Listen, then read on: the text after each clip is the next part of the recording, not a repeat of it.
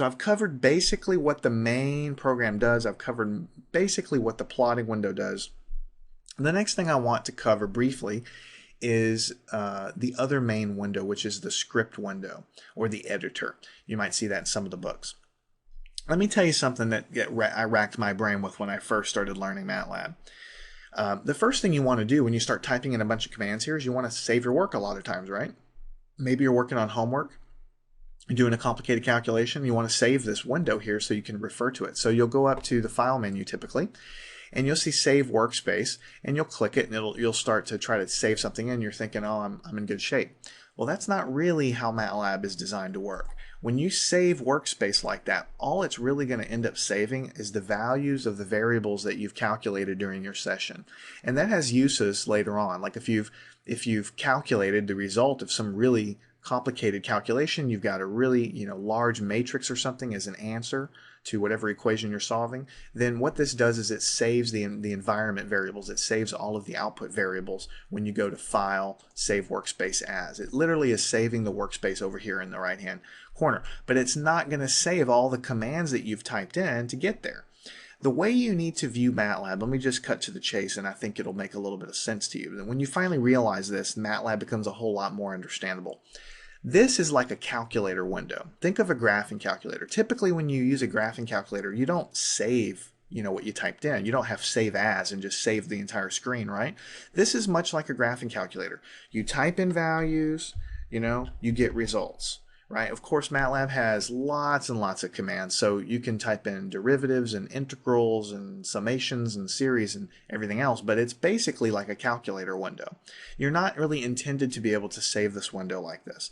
Now, it does give you a command history that shows you everything you've typed in, so you can go back in time and see what you did, and this is automatic. So you can sort of think of, you don't really need to save everything here because it's already saved here. If I did a complicated integration, or let's say I come back tomorrow and I want to reproduce this plot, I can reproduce that plot. I can just type this in again, and then I've got my plot. I can double click this, and then I can go up here and double click this, and then I'm going to plot this guy again in my figure right down below. So it all works just fine as far as reproducing what you did in the past. But save as like here, like you have up here, doesn't really behave in the way you might expect to save everything you've done. So you need to view MATLAB at first and foremost as sort of like a calculator. You can just get answers to what you type in. The second thing is you need to start thinking about MATLAB in terms of being a programming language. And I know we haven't done any programming yet, but I'm telling you that that's where we're going. Eventually, we're going to learn how to use the basic functions, we're going to learn how to do the graphing in detail, and then we're going to learn how to write programs. So this is sort of like your scratch pad to play around with functions and see to get done what you need to get done. Eventually, you're going to want to write a little program in MATLAB and store that. Those programs are called scripts. You can also write functions and different classes if you get into object-oriented programming. That's a much more advanced feature, but definitely little scripts are lists of MATLAB commands that I can save into a file and execute later, and functions are very similar. We'll talk about that later. So if you go over here to your current folder and click on the gear and then go to New File and Script and hit this guy, then it's going to pop up with, it's going to try to create a new file for you. So let's type this in, test.m. Now, when I did that, it created a text file called test.m in the MATLAB directory that I'm using. Everything is stored in the directory listed here. If I make a million more files, they're all going to be listed in the same place. Now, right now, this is blank. So what I need to do is double click it. When I double click this file, up pops the editor window. Notice it says editor up here. This is kind of like the place where you type in all of the MATLAB commands that that you want to execute in a script, one after another, in other words. So let's say I was just wanted to do that, just do a simple calculation. Let's say I'm going to make a variable. I'm going to call it Jason is equal to 3. And I'm going to put a semicolon at the end. The semicolon tells MATLAB not to just echo the 3 back to the screen. Okay, Gibson, that's my last name, I'm going to say is equal to 5. I'm going to put a semicolon at the end there.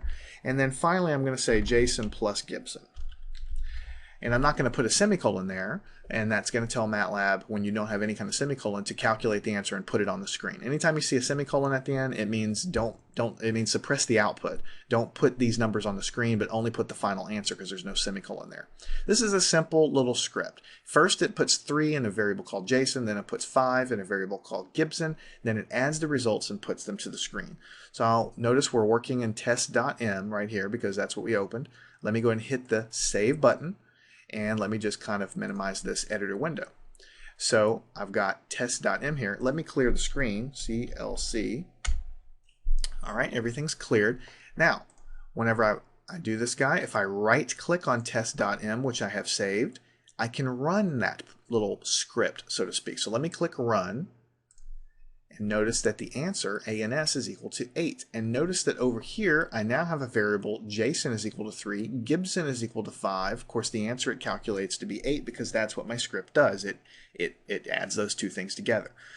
So the script window or the editor window is where you type kind of like the things that you know for sure you're going to want to run later as a batch of commands. Right? So if you're working on a homework problem and you're really slaving for hours and hours on the exact sequence of commands you need to calculate your answer, you probably want to go ahead and type those commands into this window so you can save it as something I can execute later on.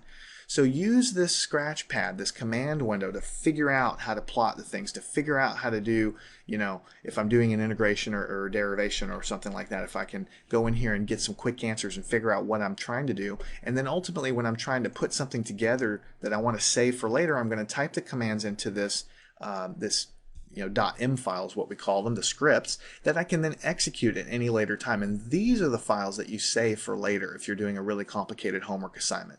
And so before we close this section out, let's go ahead and clear the screen, CLC. Let me show you another command that's really important. I want to clear all of the variables. See, we've done lots of calculations. We've had a variable called A and B and X. That's when we were doing the plot. Then we have Jason and Gibson because we just ran that script.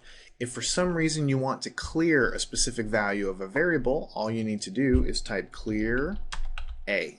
And it knows variable A is a variable, so you clear A, and notice A disappears over here. I can clear B, and B will disappear from this list over here. Now if I just get tired of the whole thing, maybe I'm done with all this stuff, I can clear all. That means clear all variables, and then it clears everything out over here. So believe it or not, you're actually on your way to really understanding MATLAB. The main thing to realize is when you fire up the program, you're confronted with this main window. This is where you type things in, you get quick answers much like a calculator. Any variables that you define in calculations are going to be reflected over here. Anything you type in, notice my command history scrolls up, is all listed here. The files listed over here are any .m files that are listed in this folder that we have as our working folder, and we've shown how to create those guys. And they're basically, you just double click here, they're basically a list of MATLAB commands. And these are going to end up being really complicated once we do more complicated problems. These are things that we want to execute over and over and over again. We want to hang on to them. So you can see how MATLAB is starting to become a programming language when you realize there's an editor, and you'll see later there's a debugger, and you can do lots of different ways to check and make sure that your code is right. And we'll talk about all that stuff later. But once you create the files, they're listed here. If you'd like to run the file, you right click and hit run, and notice as soon as I did that, the variables that were defined in that file are assigned and pop up here, and the answer is assigned as well. So that's sort of the fundamentals of MATLAB. There's some other things here. There's icons here. I can slide this guy over to the left by clicking that button. I can undock it by clicking this button here, and then when I want to redock it, I can click the arrow over here. Those are just user interface. Those are just user interface things that are things that you can play with as you go along. Let me put it here back the way we have it here. That other little button that looks like a tiled button changes it back to the default configuration. And I can, of course, maximize. If I have a lot of code, if I really want to make this the forefront, I can click this button that'll maximize the command window to fill the whole screen. This little button here that has like a bunch of little panes, that'll put it back to its default configuration.